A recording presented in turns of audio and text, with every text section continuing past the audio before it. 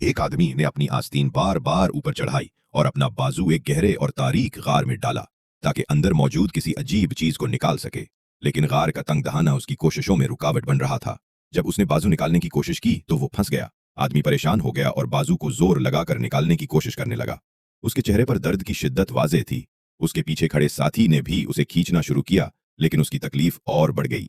खुशकिस्मती से आदमी ने अपनी पोजीशन दोबारा सीट की और बड़ी मुश्किल से बाजू निकालने में कामयाब हुआ। जैसे ही वो आजाद हुआ, गार से पानी का एक धारा बह निकला। लेकिन आदमी ने जल्द ही देखा कि उसके हाथ में मौजूद सोने की अंगूठी गायब हो चुकी थी। ये सूरत हाल उसे उलझन में डाल गई और उसे शक हुआ कि गार में कुछ पुरअसरार चीज मौजूद है। सच्चाई जानने के लिए उसने बारूद को बांस के एक नलके में भरा, उसमें पटाखे डाले और उसे अच्छी तरह बंद कर दिया। फिर उसे गार की दीवार के करीब रखकर धमाका करने का इरादा किया। जैसे ही उसने पटाखा जलाया, दोनों साथी पीछे हटने लगे, लेकिन जल्दी में अहम हिफाजती इकदामात भूल गए। बारूद के जबरदस्त धमाके से गार का दहाना तबाह हो गया और गार से पानी का एक जबरदस्त धारा बह निकला। धमाके के असर से एक अजीब संदूक बाहर आ गिरा, जिस पर एक खोपड़ी का निशान बना हुआ था।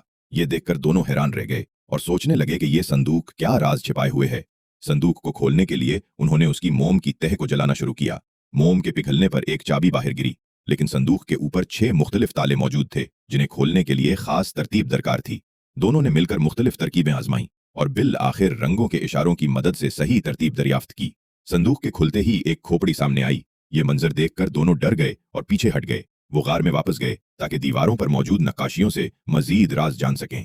गार के अंदर जाते हुए उन पर मुख्तलिफ जाल और खतरे मंडलाने लगे। एक मौका पर एक साथी गार के एक दरवाजे के पीछे फंस गया, लेकिन दूसरे ने अपनी होशियारी से उसे आजाद कर लिया। इसके बावजूद दोनों ने आगे बढ़ने का फैसला किया और एक खतरनाक पुल को पार करने की कोशिश की। पुल खस्ता हाल था और किसी भी वक्त गिर सकता था, लेकिन वो किसी न किसी तरह पार करने में कामयाब हो गए। आखिरकार वो एक पुरानी जंगल में पहुंचे, जहां उन्होंने एक बड़े बर्तन में उन बाकियात को पाया जिनकी वो तलाश में थे। उन बाकियात को जमा करते वक्त उन्हें एहसास नहीं हुआ कि कोई उनकी निगरानी कर रहा है। जब वो गार से बाहर निकालने लगे तो उन्हें जंगली कुत्तों के एक गिरोह ने घेर लिया। बड़ी मुश्किल से वो उनसे बचते हुए साहिल की तरफ भागे। साहिल पर पहुंचकर उन्होंने बाकियात को समंदर में फेंक दिया। हैरतअंगेज तौर पर जंगली कुत्ते फौरन पीछे हट गए। ये देखकर उनके दिल में ये ख्याल आया कि उन कुत्तों का काम सिर्फ उन बाकियात की हिफाजत करना था। जैसे ही ये बाकियात समुंदर की गहराइयों में चली गईं, उनकी जिम्मेदारी खत्म हो गई।